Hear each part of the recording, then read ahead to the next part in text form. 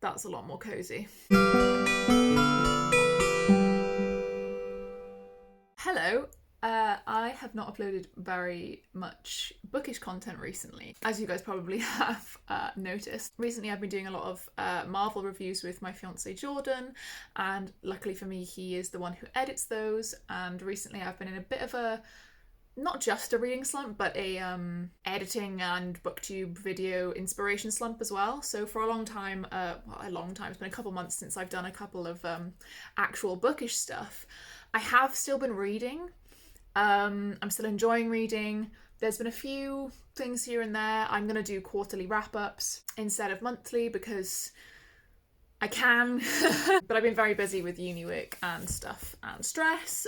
Anyway, I wanted to talk to you guys about a particular book today that got me out of a reading slump, but then also alternatively put me back into one afterwards. And I want to do a new type of video, which basically is going to be called Instant Faves or Instant Favourites, which for me doesn't happen very often. A couple of my friends have referred to me as picky when it comes to books. So every now and again a book comes along where I just feel really, really strongly about it, and it's kind of like an instant 5-star. And obviously by the title of the video as well you'll have seen, but this for me this time around was Every Heart a Doorway by Shauna Maguire. I put off reading this for so long, and I'm not even sure why. I know that my friend Maddie from Book Brides and Brog really, really loves Shauna Maguire. She loves her novel Middle Game as well, which after reading this and loving it, Middle Game is being bumped up my TBR. But for anyone who doesn't know, this is a novella, so it's fairly short. It's 169 pages in this UK version anyway. There's nothing like super special about the edition, it's just a hardback. You've got the little Tor symbol embossed on the front, and it's the same with all the other ones in the series. But essentially it's a series of novellas which are standalone, and I've heard that you can read them individually in any sort of order because they are standalone. But I want to read them in publication order. I don't see why I would read them any other way. But for anyone who doesn't know, Every Heart a Doorway is about the children who go through fantasy portals into worlds, for example, Narnia, Alice in Wonderland, that type of thing. And when they come back to the real world, how essentially they struggle to adjust. They are desperate to go back to their world, but they can't because the doors essentially close as soon as you go through them. And that's essentially the base premise of this book. This book, for me, is the type of book that you would really want to go in blind to this. You don't want to know anything, because I didn't know anything. All I knew was that base premise and the fact that there is some kind of boarding school where a lady who, when she was younger, also went into a portal. She runs the boarding school to help these kids. She helps them sort of process their trauma, kind of get past the fact that they may, that's 90% chance they won't be able to go back, but also give them a safe space so that their parents, who clearly don't understand what happened to them, they think they've gone crazy, they don't believe them. For example, the main girl that we follow, her parents think she was kidnapped, like that kind of thing. I really, really would recommend going in blind to this book, but at the same time I want to give you guys a kind of rundown or like a feeling for how I felt whilst reading this. It's definitely not middle grade. I don't know if anyone would think it was, but it's not, just because it's portal fantasy. It is definitely not middle grade. I wouldn't even say it's YA. I'd hesitate to say it's YA. I think it is adult. Full disclosure, I've not done any research or asked anyone, but I would say that this is adult. I also did expect the children to be like children, ages 8 to 12 or something, but they're actually teenagers. But the kids, they sort of, time is a bit ambiguous, because the time they spend in these worlds, they could have spent 10 years there, but when they come back to the real world, it could have only been 6 months or something like that. So the ages are a little bit weird in that sense. But I really liked there is sort of one main character we follow in this, and then we meet quite a few other characters as well.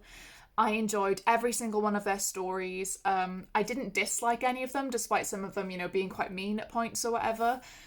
I just really enjoyed it. I really, really sympathised with all of them, because This book made me feel like back when I was like 10 to 12 years old, and I would read portal fantasy books. You'd watch films. It reminds me of Spiderwick Chronicles, Bridge to Terabithia, Lion, the Witch and the Wardrobe, Inkheart. All of these movies, which most of them come from books anyway, all of these movies when you're younger give you that kind of feeling that deep down, like, you know it's not real, but there's always that one little spark of like hope, or, you know, just this feeling that maybe like there could be something bigger or something different with the world, that you are just not, you kind of like too small to understand, or too unimportant for it to show itself to you, but you have that feeling that it definitely does exist, like somewhere. And that's what I'm trying to get across, the feeling that that's what this book made me feel. It's almost like that nostalgic Christmas feeling that when you're, you know, I'm 23, and for the past, you know, so many years, I feel like everyone has felt this way, that it's just like, oh, Christmas just isn't the same. Christmas doesn't feel as good. Like, it's not as exciting or as, you know, magical as it was when you were younger. And that is the only way I can kind of get across the way I felt about this book and how I felt reading this book. I cried 3 separate times reading this book. It's only 169 pages, like, and Shauna Maguire has such a masterful way of making this book seem longer than it is.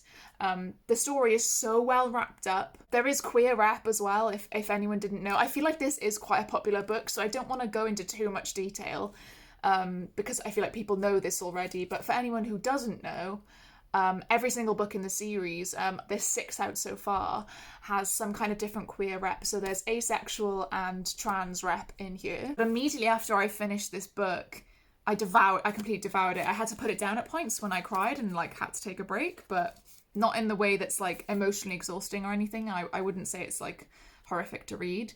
But I just felt so emotional. I felt so strongly about this book that I had to put it down.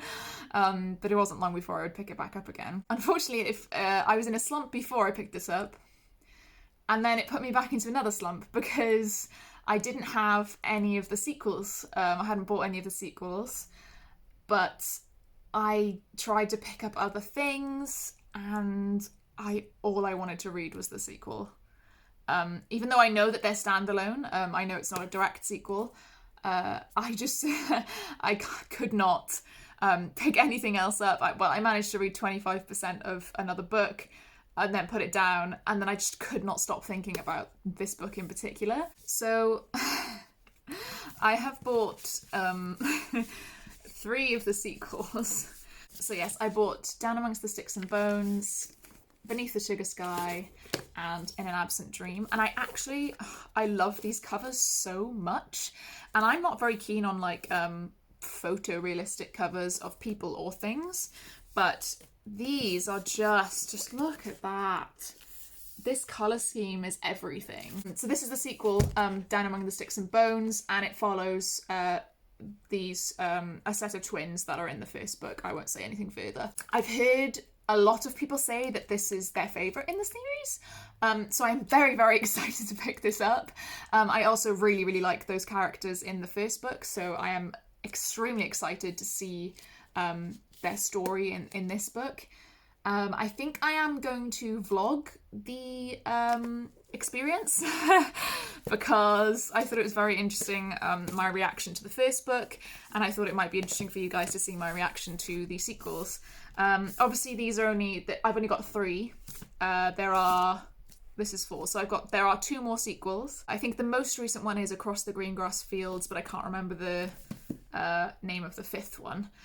But yes, I'm going to vlog this. It will be my first vlog, so I hope it does well and I hope you guys enjoy it. But essentially I kind of wanted to dedicate a video to this, and it's only a short video obviously, but I felt like I had to talk about how much that reading this book affected me. The fact that I bought 3 sequels when these hardbacks are like, to be fair, like they range from about £9 to £13 to £14 on Amazon because these are American. I don't think Tor has a UK publisher. And in America, these are $18. But so I spent 31 quid buying these 3 yesterday. But I hope that it's worth it. I believe it will be. And yeah, so very obviously I gave 5 stars to Every Heart a Doorway. I'd highly recommend anyone to read it, especially if you're in a bit of a slump, if you like fantasy, or if you're just looking for something small for like a, you know, for example, Jade's Raidathon, and you could read something like this easily. You could read all of this easily. So yeah, I hope you guys enjoyed this video. It's a different type of video. I'm looking a bit cozy. I'm not done up or anything, but I hope you enjoyed, and I will see you guys soon for another video. Bye.